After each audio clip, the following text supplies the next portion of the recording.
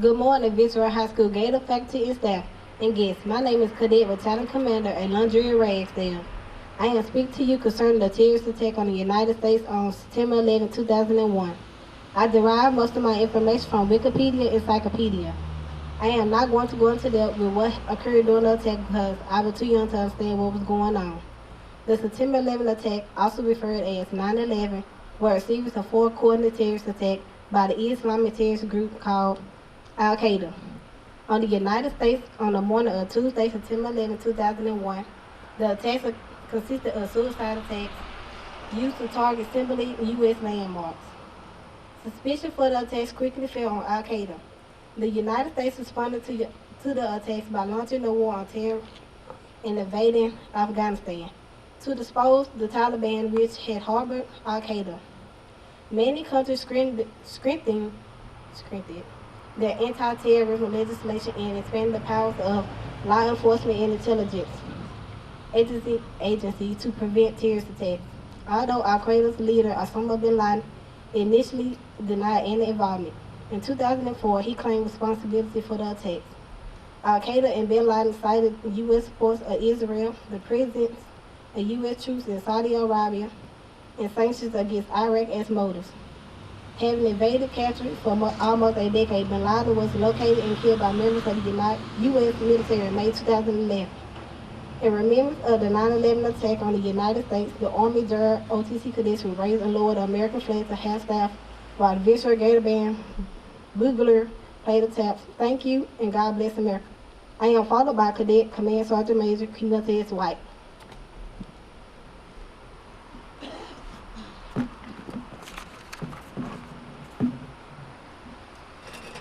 Colonel Thomas Supler, U.S. Army, retired. Our guest speaker for today's ceremony is Colonel Thomas Supler. Colonel Supler retired from the United States Army after more than 35 years of service.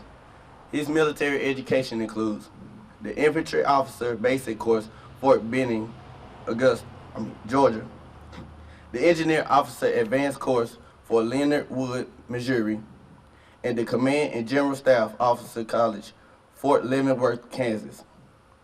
Colonel Supler's numerous duty assignments include assignments as the Planning and Operations Officer, Engineering Command Forward, Republic of Korea from July 1998 to August 1999. The Operations Officer, 412th Engineering Command, Vicksburg, Mississippi from September 1999 to March 2003. And the Deputy Chief of Staff, Reserve Component, U.S. Army Corps of Engineers in Washington, D.C.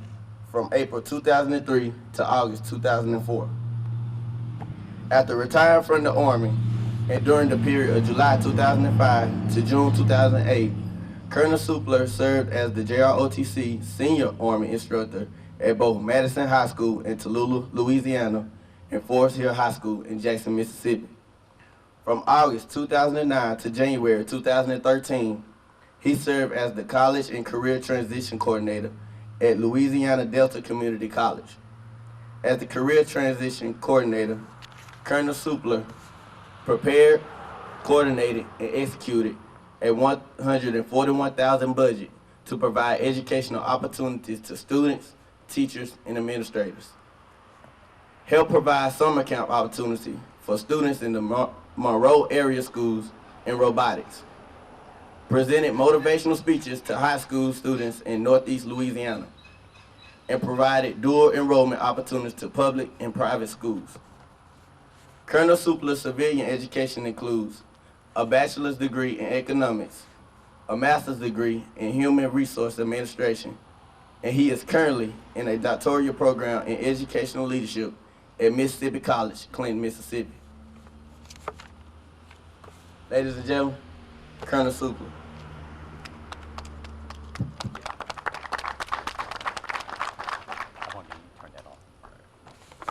Good morning, everyone. Good morning. The Honorable George Flaggs, good morning. Mayor of Vicksburg, thank you, sir, for taking time out to be here today. And for the Vicksburg High School, under the leadership of Principal McDonald, and to the Gator Battalion, hooah! Hooah! I'm delighted to be here this morning to take part in the commemoration of the 14th anniversary of 9/11, the attack on this nation, now known as Patriots' Day. I want to thank Lieutenant Colonel Columbus Hood, the senior Army instructor, for giving me this opportunity. Thank you, Colonel Hood. Just as December 7, 1941, Pearl Harbor Day, defined a generation, September 11th has indelibly shaped who we are, how we live our daily lives, and what we believe in. But unlike Pearl Harbor, in which one nation attacked a military installation, this time an organization of terrorists, not operating under a flag of any one nation, attacked thousands of unsuspecting, innocent men and women, our sons and daughters, husbands and wives, co-workers and friends, who were doing nothing out of the ordinary for a typical Tuesday morning. Bankers and brokers, analysts, administrative assistants, technicians, designers, some just starting out in the workplace, some at the apex of their career. Pilots and flight attendants, vacationers, business travelers, and those flying across the country to see family and friends. And police officers and firefighters who took the oath to protect and serve the hard-working public, no matter how horrific the circumstances. All of these individuals we remember here today committed no offense against another nation. They held no ill will towards others. They did not subscribe to a dogmatic principle centered on the destruction of those different from them. They were merely going about their daily routines, working hard to provide for their families and build a life that they dreamed of. I believe what shocked us most that morning was not the unthinkable, diabolical method used to attack us, or the scope or the magnitude of the attack, but that it was an attack on our way of life. Our way of life that embraces freedom and democracy. Our way of life that rewards hard work and perseverance, and yet encourages selflessness and generosity. Our way of life that recognizes and respects varying opinions in society, and still preserve the rights of all to express those opinions. Our way of life that allows us to worship freely and to look differently. The United States of America remains one of the most desirable places to live on this planet. Not for our oceans and plains, not for our mountains and rivers, not for our cars, our homes, and technology, but for our freedom. Here are some awful truths about September 11th. For those of you in the audience that were very young or possibly not born yet, here's how the events and how they unfolded on a horrific day in Americans' history. The 19 terrorists, led by Muhammad Atta, easily smuggled box cutters and knives through security at 3 East Coast airports and boarded 4 flights bound for California. They chose those flights because the planes were loaded with fuel for a long transcontinental journey. Soon after takeoff, the terrorists commandeered the 4 planes and took control, transforming ordinary commuter jets into guided missiles. On September 11, 2001, at 8:45 a.m. on a clear Tuesday morning, an American Airlines jet loaded with 20,000 gallons of jet fuel crashed into the North Tower of the World Trade Center. The impact left a gaping, burning hole near the 80th floor of the 110-story skyscraper, instantly killing hundreds of people and trapping hundreds more in the higher floors. Then 18 minutes later, after the first plane hit, a United Airlines jet appeared out of the sky, turned sharply towards the World Trade Center, and sliced into the South Tower near the 60th floor. The collision caused a massive explosion that showered burning debris over the surrounding buildings and the streets. America was under attack. As millions watched the events unfolding in New York City, American Airlines jet circled over to downtown Washington, D.C. and slammed into the west side of the Pentagon at 9:45 a.m. And the jet fuel from the aircraft caused a devastating inferno that led to the G1 staff of the Army, in which 125 military personnel and civilians were killed among all 64 aboard that airliner. Meanwhile, a 4th California-bound plane, United Airlines jet, was hijacked about 40 minutes after leaving Newark International Airport in New Jersey. Because that plane was delayed from taking off, passengers on board learned of the events in New York and Washington, D.C. via cell phones and aerophones to the ground. Knowing that the aircraft was not returned to Newark, a group of passengers and flight attendants planned an insurrection. The passengers attacked the 4 hijackers and are suspected to have attacked the flight deck with a fire extinguisher. Sandy Bradshaw, a flight attendant, called her husband for the final time to say goodbye, realizing her impending doom. All 45 people aboard were killed. At 7 p.m., President George W. Bush, who spent the day being shuttled all around the country because of security concerns, returned to the White House. At 9 p.m., he delivered a televised address from the Oval Office, declaring, "Terrorists can attack the foundations of our biggest buildings, but they cannot touch the foundation of America. They axe shatter steel, but they cannot dent the steel of Americans' resolve." And I'll close with these final facts. The number of children who lost a parent that day in the event of 9/11 was 3,051. 17 babies were subsequently born to women whose husband died during the attack. 9 months after 9/11, the number of births in New York City rose by 20% compared to the same months in 2000. There were many unsung heroes from 9/11, from the first responders, the firefighters, the policemen, and the military, but one comes to mind. A guide dog named Roselle, a yellow Labrador who led her blind owner, Michael Henson, down 78 stories of the North Tower to a home of a friend. Can you imagine that?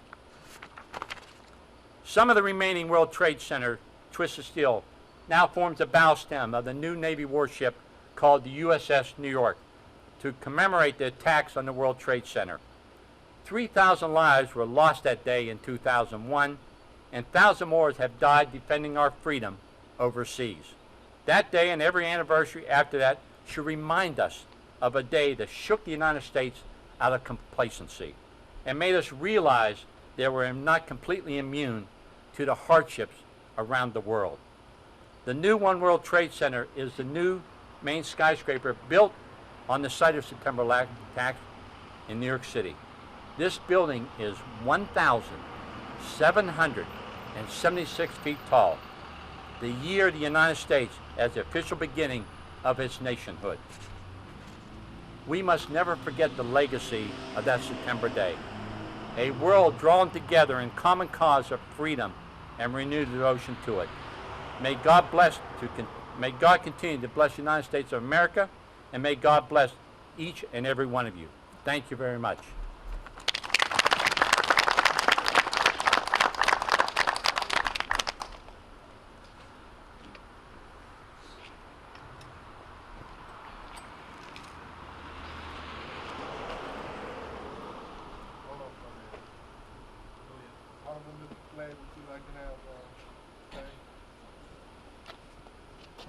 Well, thanks. Good morning.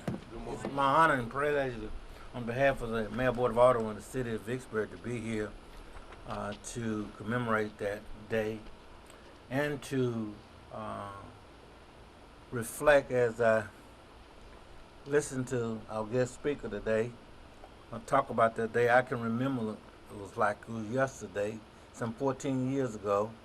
I was standing in the cafeteria of the youth court at that time, and what I saw on TV, I couldn't believe my eyes. The actual plane going into the second tower, and then to see the plane, as you described so eloquent, going into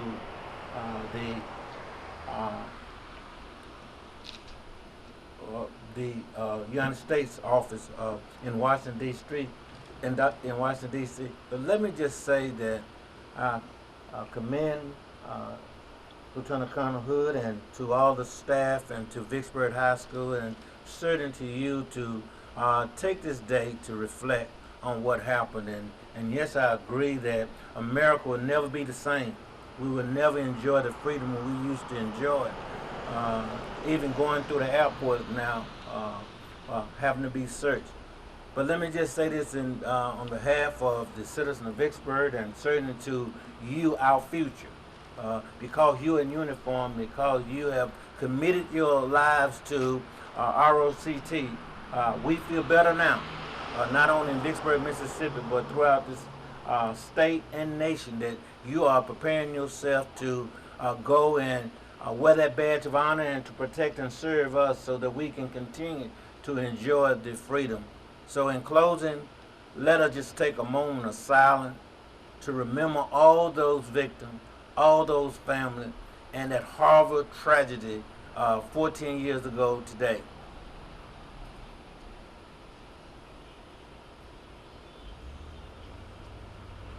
Thank you.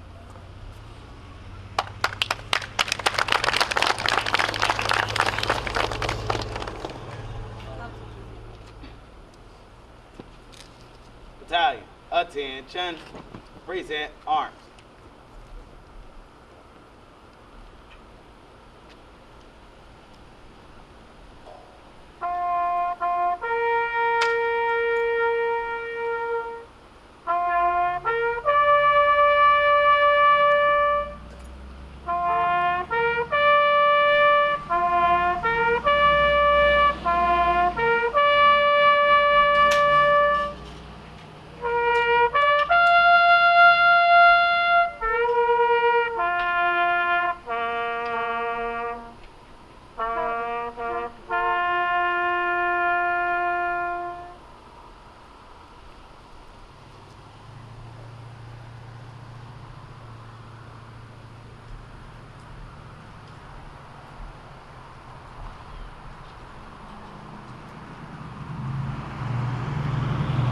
Order, arms.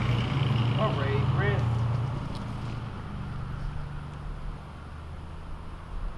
Face me.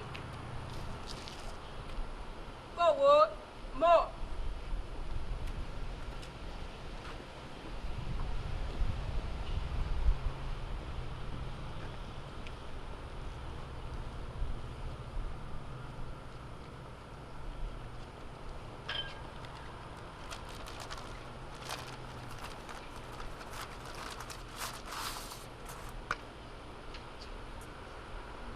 Colonel Suplet, on behalf of the cadets of Vicksburg High School Junior ROTC program, we'd like to thank you for your outstanding support to our 9/11 ceremony. Thank you very much. I'm proud to be here, and I'm proud to stand in front of you. You represent what America is supposed to be. Serve proudly and do well in your life, and may God bless you. Mayor, I'd like to thank you for coming out and supporting us, being an example to all the young children of Vicksburg, and letting them know that if they try, if they put forth an effort, they too can succeed. Thank you.